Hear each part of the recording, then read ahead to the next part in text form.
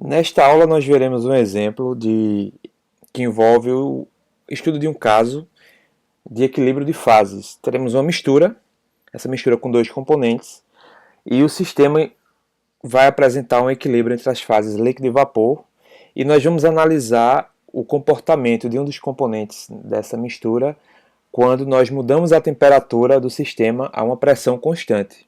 Então nós temos o seguinte, um sistema fechado tem ácido acético e água em equilíbrio líquido-vapor a 1 atm.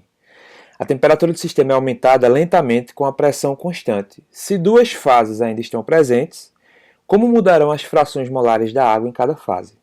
Temos a informação de que a 1 atm a temperatura de saturação da água é 100 graus Celsius e do ácido acético 118,1 graus Celsius. Então nós vamos ter um sistema fechado, vamos analisar o que ocorre com a composição de água em ambas as fases à medida que nós vamos aumentando a temperatura desse sistema fechado. E as fases estarão em equilíbrio. Vamos chamar de X a composição na fase líquida e Y a composição no vapor. Temos aqui a curva de temperatura em versus composição, com duas curvas, né? Na verdade. A curva de baixo é composta pelos pontos que representam a ponto de bolha, né? Cada ponto nessa curva me diz qual é a temperatura em que a mistura, na fase líquida, se passa a gerar vapor, que nós chamamos de ponto de bolha da mistura. E a curva de cima é formada pelos pontos que me indicam composição e temperatura em que aquele vapor formado a partir dessa mistura vai condensar, vai voltar a ser líquido. Qualquer ponto entre as duas curvas me mostra a composição do líquido e vapor em equilíbrio durante esse processo de evaporação ou de condensação. Vamos fixar aqui, a gente pode pegar qualquer composição para fazer a análise desejada. Eu escolhi aqui uma composição onde eu tenho 50% de cada um dos componentes. Qualquer ponto nessa região, abaixo das duas curvas, é a região de líquido subresfriado. Significa que toda a mistura, toda a massa da mistura do meu sistema está na fase líquida. Eu não tenho nenhum vapor formado ainda. E qualquer ponto nessa fase superior às duas curvas indica que toda a massa do meu sistema está na fase vapor. Não tenho nenhum líquido presente. Eu só terei líquido em equilíbrio com vapor nessa região entre as duas curvas, incluindo as duas. Então eu escolhi, por acaso, aleatoriamente, uma situação em que eu tenho uma fração molar de 50% para cada um dos componentes. Quando eu venho para a curva de ponto de bolha, a curva inferior, eu encontro uma temperatura que vai me dizer qual é a temperatura em que essa mistura com 50% de água e ácido acético vai entrar em ebulição. Eu pego esse ponto, já sei que eu tenho 50% da água na fase líquida. Se eu trouxer essa temperatura para um ponto correspondente a ela na outra curva, eu encontro a composição da água também, só que na fase vapor.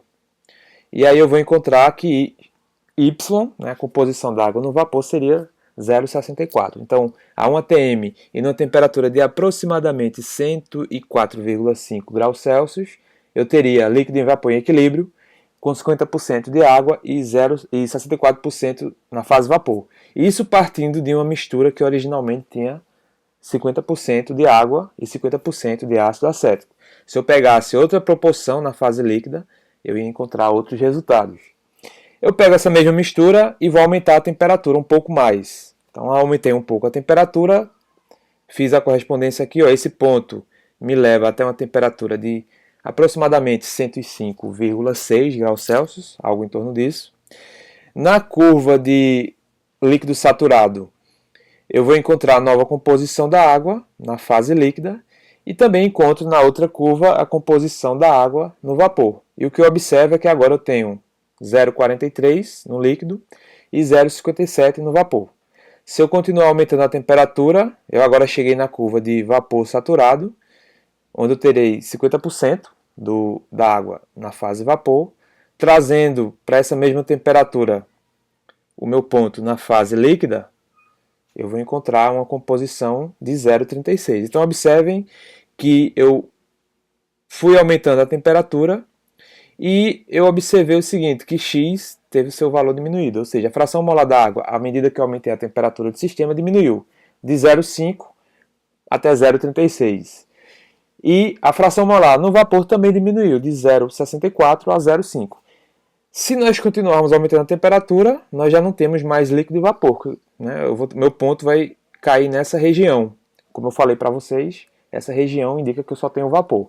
Então, nossa análise para numa região entre as duas curvas.